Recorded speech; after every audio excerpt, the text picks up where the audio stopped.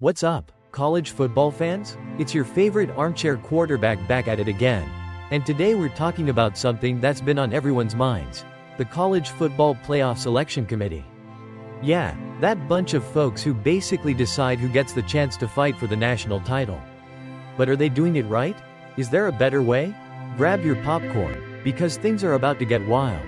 Now, we all know that college football is like the NFL's crazy cousin who shows up at family reunions, drinks too much soda, and starts arguing about rankings.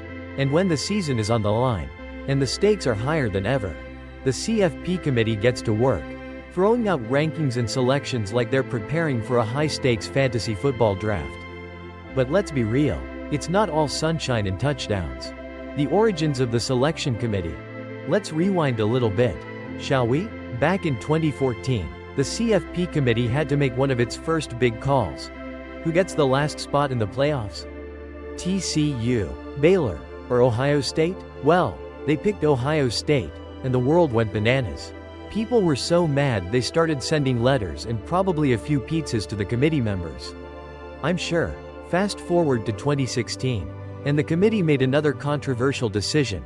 They picked Washington from the Pac-12 over Big Ten champions Penn State. Yikes. Dan Radakovich, Miami's athletic director, was actually on that committee when these decisions went down. But now, it's Radakovich's own team, Miami, who is sitting on the outside looking in. Despite being 10-2 and ranked number 12, Radakovich's Hurricanes have been left on the chopping block as the CFP selection committee gets ready to make its final picks. Imagine that, being in the room when these tough calls are made, and then having your own team left out. Ouch. And let's not sugarcoat this. Radakovich isn't happy about it.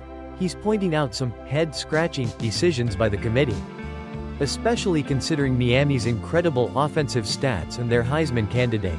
But alas, the Hurricanes are likely to miss out unless some miracles happen in the final stretch of the season. The criticism. What's going on? So, what's the deal with the CFP committee anyway? They're facing more scrutiny than ever. And people are livid, coaches are angry, athletic directors are throwing shade. Fans are like, wait, how is my team not in? And honestly, I don't blame them. It feels like picking teams for a tournament is now more stressful than trying to find a decent pizza joint on a Friday night. The rankings are coming out every week, causing drama, and people are getting more upset than when your favorite player gets tackled behind the line of scrimmage. Tennessee's athletic director, Danny White, was just the latest to throw shade. He said the process needs to be more objective. He even threw a little shade at the old BCS system, which, sure, wasn't perfect, but at least it didn't have this level of drama. I mean, come on, what's worse? Being angry about one computer ranking, or getting into a full-on Twitter war about why your team didn't make the cut? Meanwhile, Bob Bowlesby, the former Big 12 commissioner, chimed in with his 2 cents. He thinks they should only have 2 rankings, one mid-season and one at the end. Why? Because the weekly rankings are stressful for everyone involved, and they're causing a mess. Bowlesby's right. You can't really make real decisions on teams that haven't even played half their games yet. But the real kicker? ESPN loves these weekly rankings because they generate all that juicy drama. So don't expect them to be going anywhere. Ranking chaos and the locked-in teams. Here's the plot twist. During the recent rankings reveal, committee chair Ward Manuel made a jaw-dropping admission. Teams that aren't playing this weekend, yeah, they're locked into their current spots. No shaking things up. That means Miami can't leap over Alabama to get in, and Tennessee isn't jumping Ohio State for a first-round home game. So, all the drama we were expecting? Poof, gone. It's like waiting for the punchline of a joke and getting a tax receipt instead. This didn't sit well with coaches like Lane Kiffin, who took to Twitter and asked, do you actually watch the quality of players, teams, and road environments, or just try and make the ACC feel relevant? Yeah, Lane, we hear you. It's tough out there. And then we have Jamie Pollard, the athletic director at Iowa State, who decided to go after the committee for their ranking of SMU, Boise State, and Indiana. Apparently, their weak schedules were enough for the committee to push them up the rankings. Maybe next time they'll just put everybody in the playoff, right? The committee breakdown. So, who exactly is on this committee? Well, it's a mix of athletic directors, former coaches, players, and even a media member. You've got people from all over the college football world, from Power 5 schools to Group of 5 schools, and each one is looking at the rankings through their own lens. Some see it through an analytical eye, others have a more coaching perspective. And of course, you've got the inevitable biases that come with being from a particular conference. The problem? There are so many different viewpoints. It can be tough to find consensus. The committee meetings are held at the Gaylord Texan in Grapevine, Texas. Talk about a fancy setup, but despite all the fancy gadgets and metrics, the decisions still end up causing a lot of drama. And while they've got iPads and data galore, we're still left wondering how things can be so inconsistent. The committee's official ranking criteria? Easy peasy. Strength of schedule, head-to-head matchups, comparative outcomes of common opponents, other relevant factors, like player injuries. But as we've learned over the years, these simple categories aren't always enough to settle the beef. Sometimes, one bad game, one missed opportunity, or even a controversial call can completely change the playoff landscape. The great debate: objective versus subjective rankings. And now we find ourselves at a crossroads.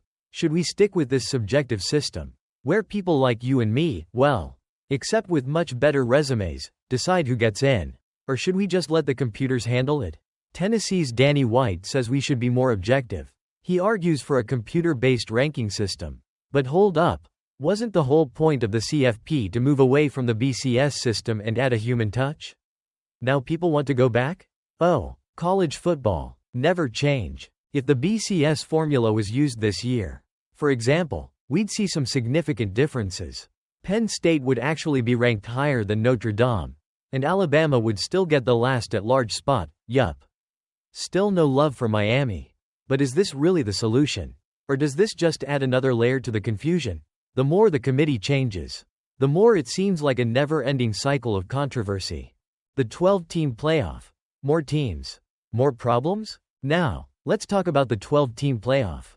You'd think adding more teams would make things easier, right? More teams in the playoff. Fewer debates over who's in and who's out. Well, surprise. It's actually made the decision-making process even harder. There are now 3 major stress points for the committee. Which 4 conference champions get first-round byes? Which 4 teams get home games? And who gets the last few spots in the field? I mean, imagine trying to figure out whether SMU or Alabama should get in. Or deciding if a runner-up from the Big Ten or SEC should get to host a home game. It's like trying to pick a winner in a backyard football game when everyone's giving you their best sales pitch. Looking ahead, what needs to change? Is there a better way to do this? Honestly, it's tough to say. The current system has so many flaws. But the alternative may come with just as many headaches. Should we go back to a fully objective, computer-based ranking? Or should we keep the human element and just cross our fingers that people don't get too biased? Only time will tell. But one thing's for sure, this debate isn't going anywhere.